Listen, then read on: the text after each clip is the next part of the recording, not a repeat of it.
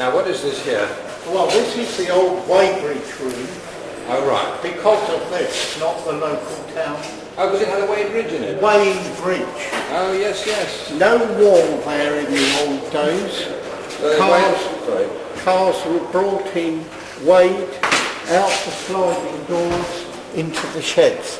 They were very keen on handicapping, just like horse racing, and weight was one of the handicaps, capacity, and then the big cars were given time for it. Handicapping was done like horse racing, as you say, and they also used to wear what was effectively horse racing colours, didn't they? The early cars, the early drivers wore registered jockey silks, and then they started numbering cars with big plates, and then of course sensibly the body, numbers on the body.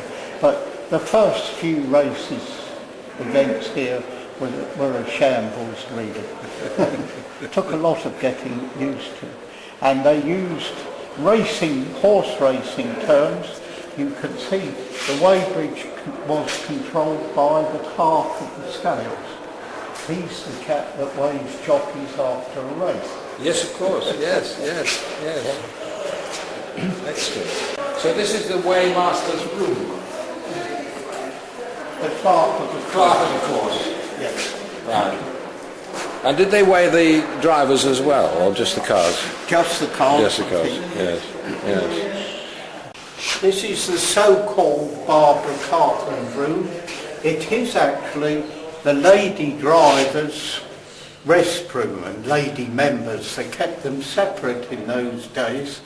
Barbara Cartland was here a lot. She was friends of the Bentley boys, the rich young men. Wolf Bonato, Dr. Benjafield, he owned a string of hotels, and of course Bonato was the diamond millionaire. Yes. Barbara Cartland thought women could drive as good as men, and in 1930 she was here, started and organised a ladies' race. They proved that they were as good, and these ladies here were extremely good drivers. Yes. Well, there were quite a lot of... Got the gold star, the same as the men, and when you think that these cars had to be physically driven, no power steering, handbrake outside, the greatest of them all perhaps, K. Petrie. They're put over the banking by Reg Parnell. He was given 9 months suspension for putting dear Kay over the banking about her, but she was a very great character. Oh, yeah. She came here again in 1990. I had this room as a filing department. They threw me out, and she put the room back as it was, as you can see in that picture. Yes. And did she turn up in her pink Rolls Royce? She did, pink and grey and pink. That's right, yes. I met her. I said to her, Dame Barbara, what were the Bentley boys like? And she said, they danced divinely. Typical Barbara. Yes. Of course, you had to be seen in the old days, socially at Brooklands, Ascot, Wimbledon and Lords. And this room here, what is this? The clerk of the courses office, yet another horse racing term. He was in charge of everything. And where the marquee is at the moment is the paddock. Not quite the royal enclosure at Ascot, but permission had to come in to the enclosure. It's very, very difficult to imagine this place. One vast open bowl. No obstruction. You could stand one side of the track and see right across. Nothing at all in the middle. No, that's right. And that's the track. And here's Blériot's. These are later. Yes. All these are later. These are the original sheds. There's the flying club. That's right. It became a control tower, and the tree was just on the corner there. Really? Well, all the early airmen were here. Rowe, Sopwith, Martinside, Handyside, Blériot. Next Saturday is the anniversary of Rowe's first flight. He got his aircraft out of the shed. Didn't he have to cut his way through the railings to get out onto the airfield? That's right. You see, I know that. Yeah. And Radadowski, the clerk of the course, turned him off the place because he dared to fly. He didn't like airmen. Yes. And he flew down the finishing straight and became the first Englishman to fly in this country. More Brabazon had flown on the continent with number 1 licence. And Cody... Oh yes, the first man to loop the loop. Ah, that was... Wasn't it? Pigot. Pico, yeah. Pico. Yes, over Brooklands. Yes, that's right, Yes. This is the very birthplace of British aviation. Oh yes, it's fascinating. There's Vickers Works. Early in the century they took over Itala Motor Works. That's right. And they stayed like that until 1946. Yes. Yeah.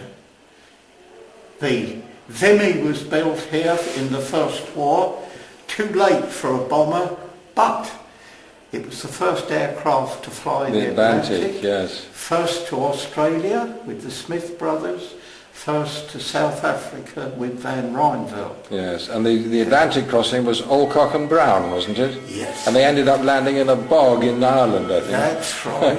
And Alcock was killed in a amphibian, Vickers amphibian, near Paris. Oh, I didn't know. And Smith was killed in another of the same plane in the middle here.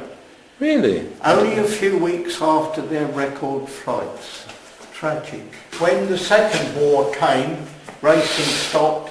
Vickers immediately built a hangar on the finishing straight, still there. And one here, W100. It's called W100. We've taken that down and resurfaced the track. Oh, right. We want to move that hangar over to the left. Yes. So that the finishing straight is still there, yes. But of course, all these, there's buildings here. Yes. It's extremely difficult to imagine this as a great bowl. Yes. Yeah, trees all over the place. This bank here, opposite, that's nearly all post-war trees. It was terraced and partly covered. 34,000 on that, on this. Really? Yes. Yes, one day they had 34,000 there. Yeah, it's interesting, because it's so historic. After the war, when racing didn't come back, Vickers bought the whole of this. How much do you think? 330,000 they paid. Of course, Vickers after the war spread here. Yes. And here. Yes. Well, that's why they broke the track here. Yes. Tesco's and Marks and Spencer's, an industrial estate here. 112 million they sold that bit for. Well, they cut a hole in the banking, Byfleet banking, somewhere around here at the end of the main runway. Yes. Because they couldn't get the V-bombers off. No. And we used to evacuate Byfleet when they took one off. Yes, oh yes. Because it was always a risk.